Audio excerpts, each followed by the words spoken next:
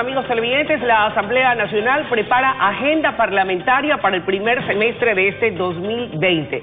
Para conocer cuáles van a ser las prioridades y qué temas impulsará el Partido Social Cristiano en esta primera etapa, primer semestre del año, nos acompaña esta mañana el asambleísta Vicente Tayano, a quien le damos la más cordial de las bienvenidas. Qué gusto que nos acompañe, asambleísta Tayano, buenos días y bienvenido. Quisiera, y feliz año, por cierto, es la primera entrevista que nos concede en este 2020. Quiero saber, desde su respetable punto de vista y visión, cuáles son esos temas que hayan quedado pendientes, que aún están en carpeta y que desde su respetable punto de vista deben incluirse en su tratamiento y aprobación en estos 6 primeros meses. ¿Qué tal, Luisa? Buenos días, gracias por el espacio, siempre un gusto conversar con usted.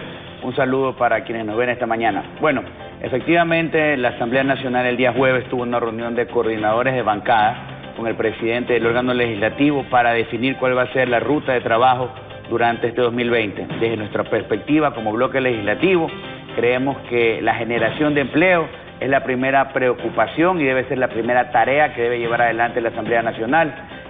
Hay que trabajar de manera paralela en una anunciada reforma parcial al Código de Trabajo que debe ser remitida por el Ejecutivo, pero paralelamente debemos ir a hacer una reforma integral de toda la legislación laboral. Entiendo que hay, de hecho, muchas propuestas que han sido presentadas. De esas, y en virtud de que usted es el vicepresidente de la Comisión de lo Laboral, ¿cuáles recogería usted como esos aspectos que ya reposan en el seno de la Asamblea que podrían incorporarse a esa ansiada y necesaria reforma? Bueno, partimos de que hay más de 5,5 millones de personas que no tienen empleo y por lo tanto hay que generar nuevas modalidades contractuales que permitan que ellas vayan incorporándose progresivamente. Por lo tanto, es necesario establecer la regulación de un contrato de emprendimiento. Ya la Asamblea Nacional la semana pasada aprobó ya en segundo debate una ley de emprendimiento como una alternativa a la generación de trabajo. ¿Con qué características? Un registro nacional de emprendedores. Quienes formen parte de este registro van a tener ciertas preferencias, entre ellas una importantísima, preferencia al acceso a crédito,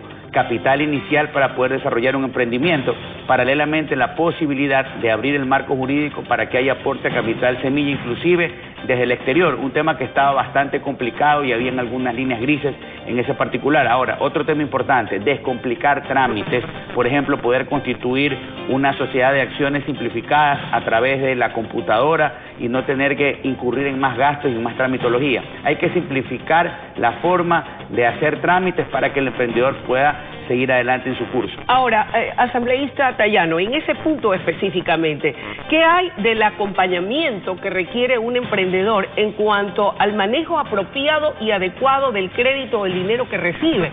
Porque uno puede tener una brillante idea, pero normalmente no se tiene esa formación para poder hacer un manejo económico bien llevado, de tal manera de que esos recursos se multipliquen y no se vayan a ir pues dilapidando por un mal manejo. De hecho, la capacitación y la formación financiera, como usted lo señala, Luisa, es importantísimo en este tema. Esta propia reforma introduce la necesidad de que en las mallas curriculares a nivel del colegio y a nivel de universidad contemplen parámetros vinculados con el emprendimiento, precisamente para que el ciudadano que decide emprender no solo tenga características de emprendedor, sino que tenga un conocimiento de emprendedor. Ahora, ¿cuál es la meta? Que ese pequeño emprendedor luego del paso del tiempo llegue a ser un gran empresario. Hay mucho que hacer, Luisa, pero el tener una ley que al menos define qué es un emprendimiento y establece ciertos particulares creo que es importante. Hablemos de temas pendientes. Se me viene en este momento a la mente la ley de pesca, se me viene en este momento a la mente el nuevo Código Orgánico de la Salud y otros temas. ¿Qué pasa con ellos? Bueno, son temas que tienen que ser tratados en la agenda legislativa.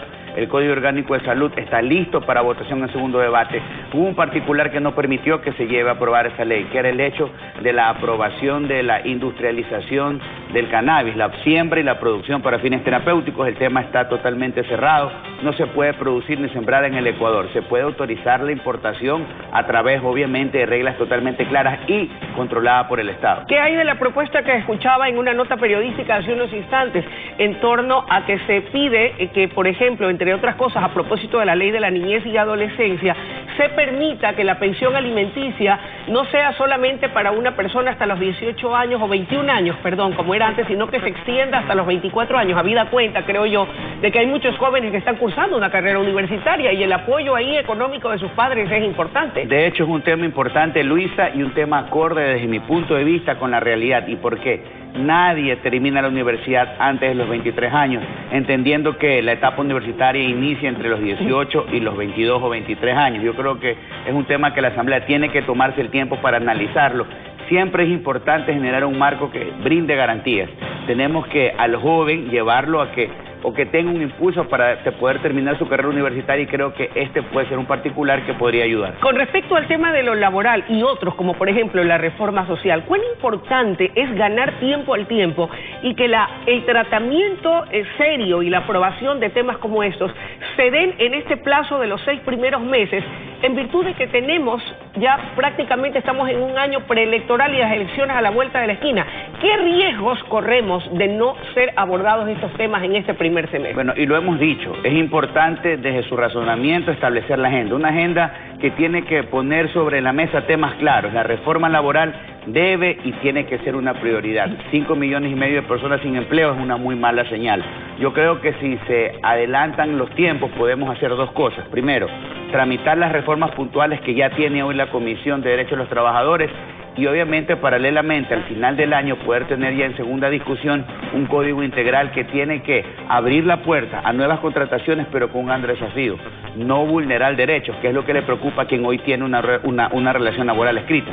Ahora, otros temas que no son menos importantes, la tarea fiscalizadora a la Asamblea Nacional. ¿Cómo marcha el tema de la sustanciación del juicio político a la titular del Consejo Nacional Electoral, Diana Tamay? La fiscalización es un rol importante que ejerce la Asamblea y que en el 2019 pasó a medias tintas. En esa comisión de fiscalización lo que le interesaba al gobierno pasaba al Pleno y lo que no pasaba al Pleno. En cuanto al juicio político a la presidenta del Consejo Nacional Electoral, es importante evacuarlo. Hoy estamos en la fase de prueba, elementos de cargo, elementos de descargo. Nosotros vamos a esperar el resultado de esta semana para poder valorar si votamos o no por un informe que puede recomendar la censura o no de esta funcionaria. Si no hay informe, el tema quedaría en el limbo. Ahora, esto tiene dos momentos: el interior de la Comisión, Luisa, y luego ya el Pleno de la Asamblea. Censurar a un integrante del Consejo Nacional Electoral es un tema complejo. Se necesitan 91 votos en el supuesto de que existe un informe de censura. Ahora, lo que preocupa es esta intención un poco apresurada, entre comillas, ahora sí, de fiscalizar un CNE a puertas de un proceso electoral, lo que puede generar inestabilidad y cuidado, y hay un intento de asaltar y secuestrar la función electoral, lo cual sería gravísimo, porque si hay algo que no podemos permitir es que se pretenda meter la mano a la voluntad del ciudadano en una elección. Ahora, sin embargo, y mire usted lo que destaca la prensa, el CNE está sin recursos para cambios tecnológicos. ¿Cuán grave puede ser esto cuando precisamente estamos a puertas de un proceso electoral tan importante y tan gravitante para el país? Absolutamente preocupante, Luisa, y además que si nosotros tomamos como un parámetro de análisis el resultado de marzo del 2019, hubieron algunas inconformidades, y si hay algo en lo que se tiene que invertir es, por ejemplo, en seguridad electrónica.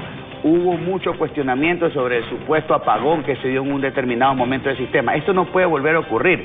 Tenemos que brindar la mayor cantidad de garantías y seguridades, sobre todo al sistema informático, y eso es un tema que tiene que ser resuelto. Claro, el presupuesto ya entiendo que ha sido discutido la semana pasada en el Pleno del Consejo Electoral y llama la atención, además de preocupar este particular. Ahora, volviendo al tema de la tarea fiscalizadora, creo, de la mano junto con el apoyo y respaldo de algunos asambleístas de la bancada de la Revolución Ciudadana, han presentado una nueva petición para ir con un juicio político a la señora ministra de Gobierno. ¿Cuál es la visión o lectura que tiene el Partido Social Cristiano? Y en el escenario de que se cumplan con los condicionamientos, ¿cómo votarían ustedes? Bueno, ahí hubo una nueva acusación formulada por el legislador Roberto Gómez, y es importante que se investigue aquello. El hecho de suscribir un juicio político, el hecho de que sea inclusive calificado por el CAL no implica condenar, hay que investigar. y cuando usted revisa ese texto propuesto, se vincula con algunas situaciones que se dieron en el manejo o mal manejo de la crisis de octubre del 2019, hablando de las manifestaciones y las protestas que se dieron en todo el país. ¿Qué harán ustedes entonces como bloque? El tema está avanzado, es un tema que algunos legisladores del bloque lo hemos suscrito. Ahora tenemos que esperar que el tema primero sea calificado por el CAL y luego pase a la Comisión de Fiscalización y de manera responsable se lleva adelante un procesamiento. Antes de adelantar una opinión, Luisa, hay que esperar la presentación de las pruebas de cargo y descargo, como exactamente está pasando en este momento con el juicio a la presidenta del Consejo Nacional Electoral. El tiempo de la entrevista ha concluido, se nos quedan temas en el tintero, pero siempre va a dar la oportunidad de volver a conversar. Vamos a ver qué pasa en todo caso en la Asamblea. Bueno, como siempre, un gusto acompañarla, Luisa.